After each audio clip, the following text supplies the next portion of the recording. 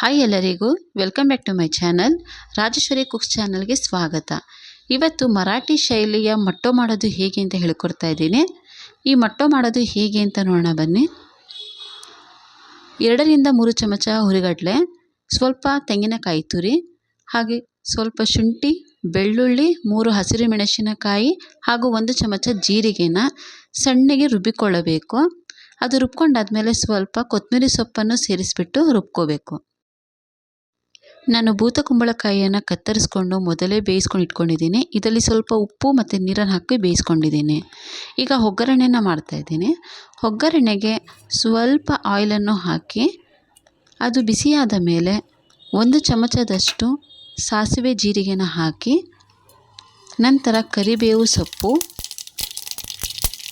ಹಾಗೆ ಉದ್ದಿನಬೇಳೆ ಹಾಕಿ ಚೆನ್ನಾಗಿ ಹುರ್ಕೋಬೇಕು.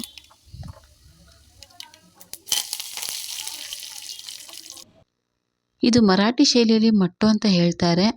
ನಿಮ್ಮ ಭಾಷೆಯಲ್ಲಿ ಅಥವಾ ನಿಮ್ಮ ಕಡೆ ಏನಂತಾರೆ ಅಂತ ಕಮೆಂಟ್ ಮಾಡಿ ಹೇಳಿ. ಇದು ತಣ್ಣಗಾದ ಮೇಲೆ, ಒಗ್ಗರಣೆ ತಣ್ಣಗಾದ ಮೇಲೆ ಈ ಬೂತ ಕುಂಬಳಕಾಯಿನ ನಾವು ಏನು ಬೇಯಿಸ್ಕೊಂಡಿದ್ದೀವಿ ಅದನ್ನು ಹಾಕಿಬಿಟ್ಟು ಅದರ ಒಂದು ನೀರನ್ನು ಸಹ ಇದರಲ್ಲಿ ಹಾಕಬೇಕು. ಇದನ್ನು ಹಾಕಿದ್ಮೇಲೆ ರುಬ್ಬಿಕೊಂಡಿರುವಂತಹ ಮಸಾಲೆ ಏನಿದೆ ನಾನು 2 ರಿಂದ 3 ಚಮಚದಷ್ಟು ಹಾಕ್ತಾಯಿದ್ದೀನಿ. ನಿಮಗೆ ಎಷ್ಟು ಗಟ್ಟಿ ಬೇಕೋ ಅಷ್ಟು ಹಾಕೊಬಹುದು. ಇದು ಚೆನ್ನಾಗಿ ಮಿಕ್ಸ್ ಮಾಡ್ಕೊತಾ ಇದ್ದೀನಿ. ಇದು ಬಿಸಿ ಬಿಸಿ ಅನ್ನಕ್ಕೆ ತುಂಬಾ ಚೆನ್ನಾಗಿರುತ್ತೆ. ಇದಕ್ಕೆ ಕೊನೆಯದಾಗಿ 1 ಕಪ್ಪಷ್ಟು ಮೊಸರನ್ನು ಆ್ಯಡ್ ಮಾಡ್ತಾ ಇದ್ದೀನಿ.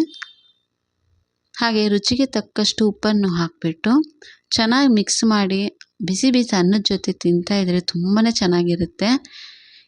ಈ ರೆಸಿಪಿ ನಿಮಗೆ ಇಷ್ಟ ಆಗಿದರೆ ಲೈಕ್ ಮಾಡಿ, ಶೇರ್ ಮಾಡಿ ಹಾಗೂ ಸಬ್ಸ್ಕ್ರೈಬ್ ಆಗಿ. ಸಬ್ಸ್ಕ್ರೈಬ್ ಮಾಡ್ಕೊಂಡಾದ್ಮೇಲೆ ಬೆಲ್ ಐಕಾನ್ನ ಪ್ರೆಸ್ ಮಾಡಿ ಮತ್ತು ಆಲ್ ಅನ್ನೋ ನೋಟಿಫಿಕೇಷನ್ನ ಸೆಲೆಕ್ಟ್ ಮಾಡಿ. Thank you.